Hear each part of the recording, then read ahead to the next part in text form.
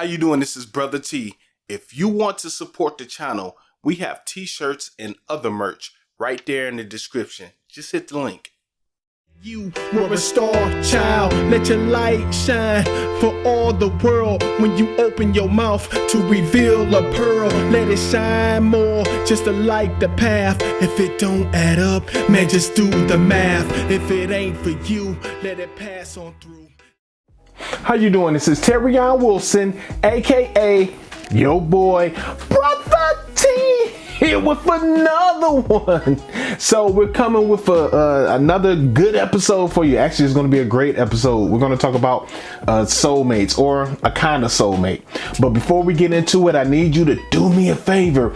I need you to like and subscribe, because when you like and subscribe, then we can continue to give you these little pine cones of wisdom. And if you don't know what a pine cone of wisdom is, stick around, stay on the channel.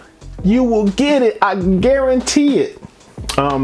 If you want to know more about soulmates in general, I have a whole episode on it. Go back to my soulmate episode. And if you want to know another type of soulmate called twin flames, check that one out too.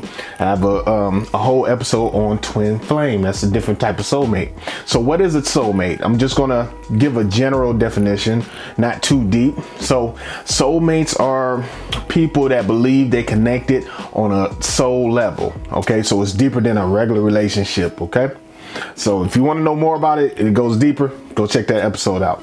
So today we're going to talk about karmic soulmates. So woo, this is going to be interesting. So I'm not even going to go that deep today. Even I'm going to touch the surface and let you do the rest of the research, right?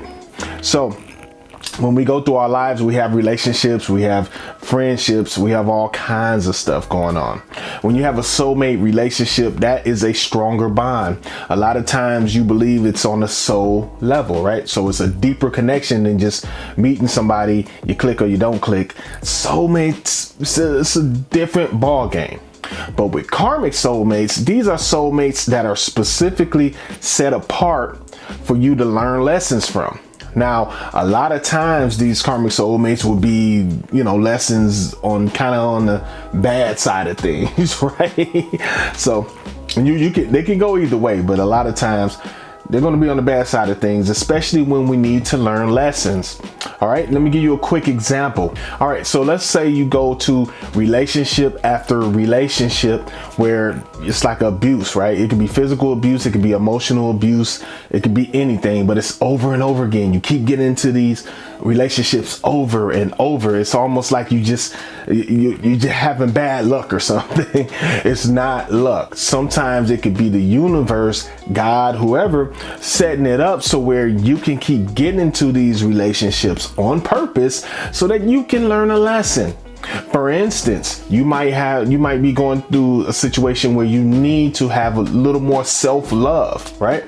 So if you keep getting into situations and you don't love yourself, then that means you're going to fall for anything. That means you're going to go for mistreatment over and over again. Now you're going to keep going on in these relationships. It could be the same relationship or it could be multiple relationships. So a karmic soulmate, you can get out of a relationship with a karmic soulmate, or karmic as we call it, and you can go right into a whole other relationship with another karmic soulmate until you get the lesson. What is the lesson in my example? The lesson is loving yourself, being more secure in yourself, knowing that you are worth being treated better. Once you learn that lesson, then that cycle is broken with that karmic and probably every other karmic.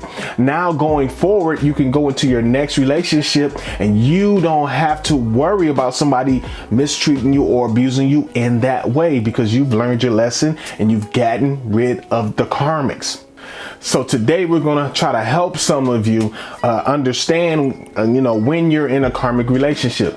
It's kind of hard to judge these things. So these aren't going to be 100% on the money. Some of what I say you're going to notice in your relationship, whether it's a karmic relationship or not. And some things you might not resonate with. But if you resonate with everything I'm saying, you might want to check into that. That's all I got to say. So just like any other soulmate relationship, it's going to be a tight bond no matter what. It could be a relationship where you're going through hell, or it seems like you're going through hell, but you might be still closely connected with that person. Now that might tie into soul ties as well. So you might want to check that episode out too. So you might have a soul tie and a karmic soulmate going on. And if you got that, then oh my goodness, you're going to make it through. You got some work to do, right? So here are some signs that you are in a karmic soulmate relationship. If drama is the foundation of your love, right, then it might be a karmic relationship.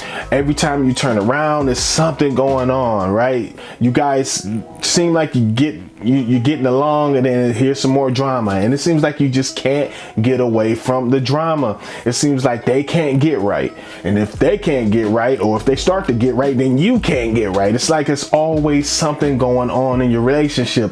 When one person is willing to work on it, the other person is just on something different, right? And then when the other person stops being on something different and they ready to do something, then you're on something different. You might be in a karmic relationship. You might just want to look into that. When getting into a karmic relationship, you notice instantly that there are red flags. Sometimes you overlook them. People overlook red flags for many different reasons, right? You might really like the way the person looks. They might be attractive to you, or they might have qualities that you do like underneath, right? You might see them and be like, hey, that outweighs the bad, you know, when it probably doesn't outweigh the bad. You're just convincing yourself that the good outweighs the bad, and then later on is, there you go. Now, those red flags are usually the lessons that we are meant to learn in the relationship, right?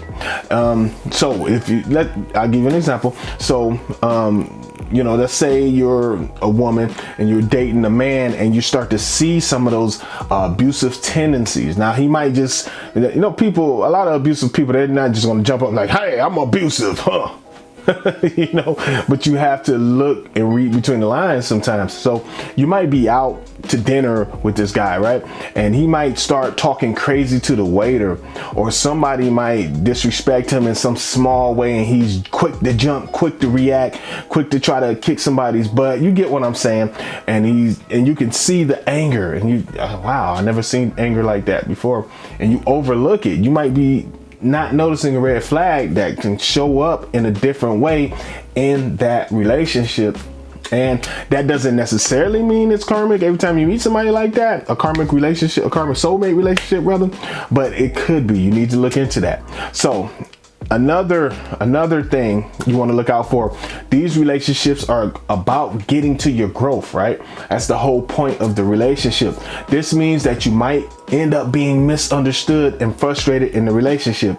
If you are trying to do the work and you just find yourself you can't go forward because you feel like this person is holding you back from something, that might be part of the lesson that you need to learn, right? You know, and there are signs too that you might not be together. You might have that dynamic going on, but you might have great sex, right? And sometimes some of you out there, that'll keep you together with somebody longer than you need to be together with them.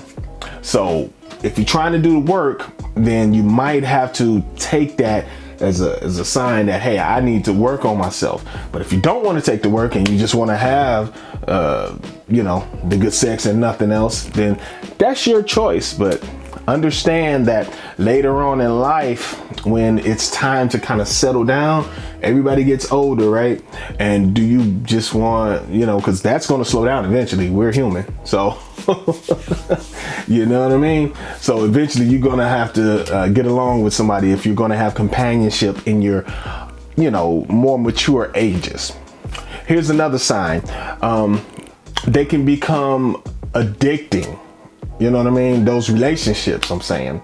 Now, once again, you see those red flags from earlier and you're kind of like, hey, I see this, I see that. But it's like, you got to go back and get more, right? So soulmate relationships that are karmic, sometimes it seems like I need to have more of that. I need more of that. It's exhilarating, right? And it just seems like you want to feed that addiction, even if you have a bunch of problems.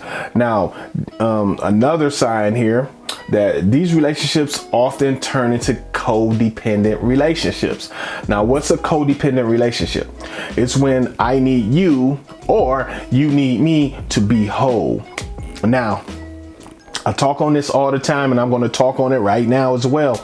You don't need anybody else to be whole. You should not need anybody else to be whole. You should be a whole person by yourself. You should be the most complete individual without another person, right? Now, with that said, you don't want to be too independent either, right? What you want to be, you don't want to be codependent. You don't want to be totally independent. What you want to be is interdependent, right? You want to be a whole person that's with another whole person and you guys complement each other. That's what it's really about, okay? So if you notice all those signs from before, plus it gets a little codependent, you might want to check into that. Might be a karmic soulmate relationship, and that might be the lesson that you need to learn to stop being codependent and try to be as whole as you can possibly be. Now, your fears will come to the surface, sometimes even your past traumas, when you're in the middle of a karmic soulmate relationship. Okay, so keep close eyes on that, because that could be the lesson. What's the theme of today's episode? Do your work. At the end of the day, you need to do your work. And soulmate relationships that are karmic will force you to do the work. If not, you're gonna end up in them for the rest of your life. Nobody wants to be in a karmic type relationship for the rest of their lives. You just don't. Trust me. Now, when your work is done, you feel like it's time to move on. That's only after you do the work.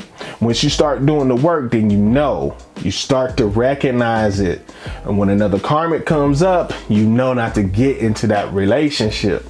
So as I said before, if you want to go back, you want to do some deeper research, feel free. So this one is Karmic Soulmates.